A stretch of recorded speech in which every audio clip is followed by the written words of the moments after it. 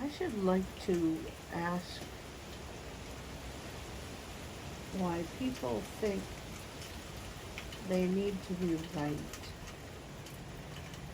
and why people think they have to pound into you and pound into you their point of view. And they can't seem to let anything go. And why they have to be so arrogant, although they think they're not. But they're really missing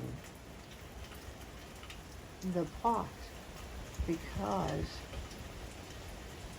they are not letting up at all. And if we did that with religion, they would beat us with the Bible, saying we were trying to indoctrinate them. But they can pound us with their truths all the time. And I'm not saying that what they're saying isn't right. I believe it, but I don't need to see it every other moment.